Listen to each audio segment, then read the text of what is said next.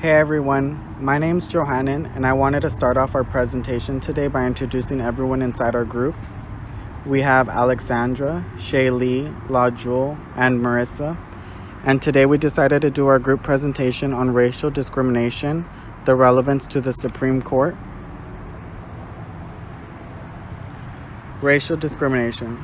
So what is racial discrimination? Well, racial discrimination takes place when an individual is subjected to an unequal treatment due to their race. In other words, it's when a group of people with shared qualities such as physical or social are treated unfairly or in a distinct way because of those shared qualities. Some of those qualities can be the color of your skin or features that you have that distinct you to a group.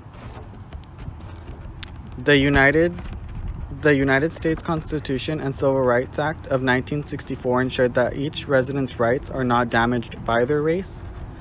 Racial discrimination has had a long history within the United States in countless aspects of topics, including education, employment, housing, along other areas. During the time period, the Supreme Court dealt with countless cases due to racial discrimination. Hello, my name is Lajua. For this project, our group chose racial discrimination. I will be discussing about constitutional perversions. In case you didn't know what constitutional perversion means, it means a specific designated rule or law within a nation or state's constitution.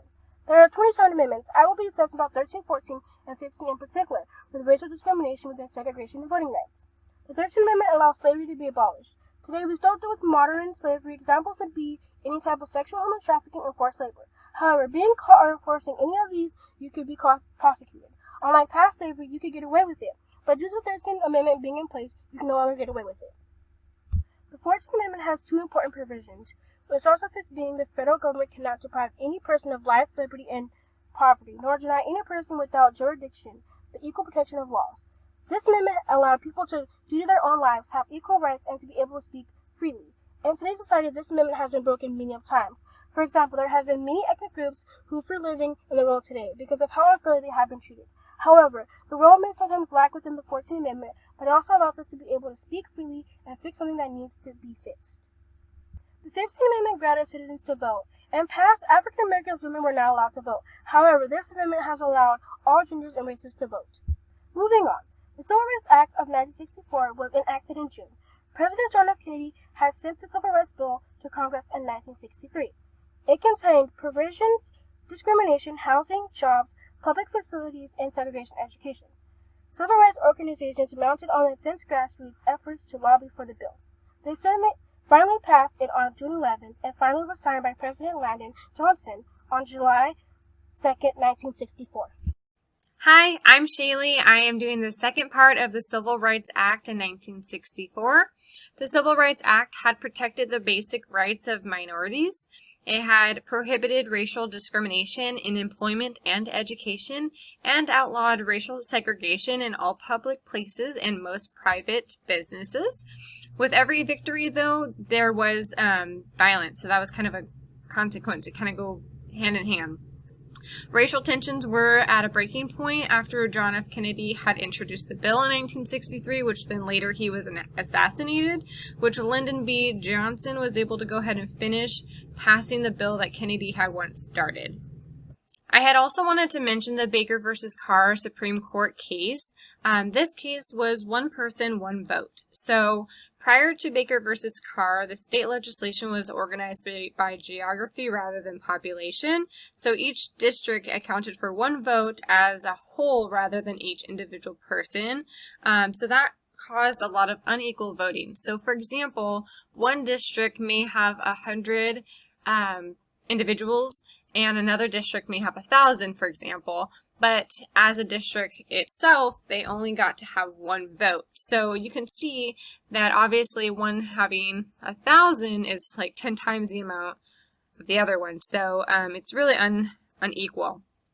So after this was passed, basically what they allowed was for each individual to vote and have a majority vote as opposed to a district. Now, the state legislature did not have an incentive to change the system prior to this case because then they would lose their seats.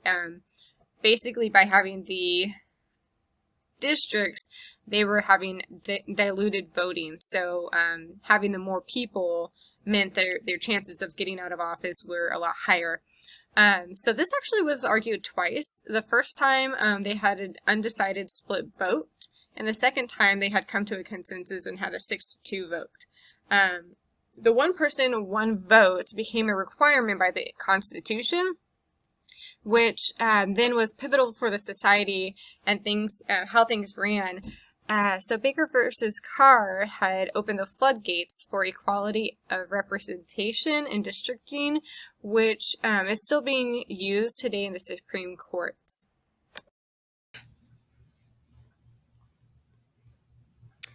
Hi, my name is Marissa Ramos, and today I just wanted to be talking about the voting rights of 1965. So around 1964, there were countless violent outbreaks that had brought to the attention of the voting rights issues. And during that time, there were civil rights activists who had worked on obtaining voting rights for all Americans, but only had little to success for their efforts. During 1965, the Voting Rights Act passed by the Jim Crow laws, and since then, the Act has undergone many changes, including additions since the passing of the Voting Rights Act. Finally, during 2013,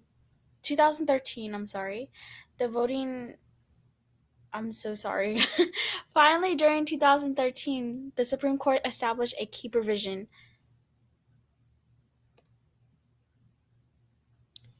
And today I just wanted to talk about another case of a Supreme Court case, Brown versus the Board of Education.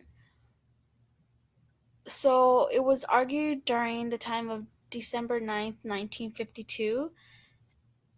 So around in the 1950s, the Brown versus Board of Education was one of the top Supreme Court cases that dealt with racial discrimination for reason that Linda Brown and her family concluded that the school system disregarded the 14th Amendment, then decided to later take the Board of Education to court to fight what was right. The Browns later then pled the case to the Supreme Court. So, doing that, it brought to more public attention around the world. Not around the world, but around the United States. The court was pronounced to the state laws that they need separation, but indeed violated the Equal Protection Clause of the 14th Amendment, later in favoring the Browns' cases. So the Browns won actually the case and was later put into consideration that any race was able to go into any school no matter what. The racial discrimination within the particular case was that even though there was an amendment that protected color race from the whites, it was still not put into consideration and was fought to show that there's still need of equality. Moving on, we have the Bowling versus Sharp case.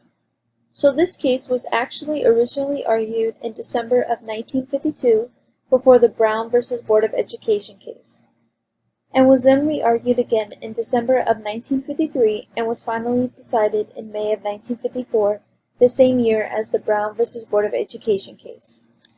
And the origin of this case is in the year of 1950, a man by the name Gardner Bishop led a group of African American students and demanded their enrollment to John Philip Sousa Junior High. And unfortunately, as they were denied, later on before suffering a heart attack, Bishop had asked his colleague, James Nebrete Jr., to take on the case, in which he did. However, he filed the case against segregation, and though this was a risk to take, the Supreme Court later handed down an independent opinion on both the 5th and 14th Amendment. And finally, we have the Executive Order 8802, the Prohibition of Discrimination in the Defense Industry. This order was signed in June of 1941 by President Franklin Roosevelt, and it prohibits ethnic or racial discrimination. It was the first federal action to promote equal opportunity and prohibit employment discrimination in the U.S. since the Emancipation Proclamation. And despite the needs for workers during World War II, many ethnicities were affected by this, giving Roosevelt more motivation to take action. And lastly, the video I have posted right here briefly goes over about this order and how social realist Romar Bearden uses artwork to highlight the difficulties facing workers and the poor during this time.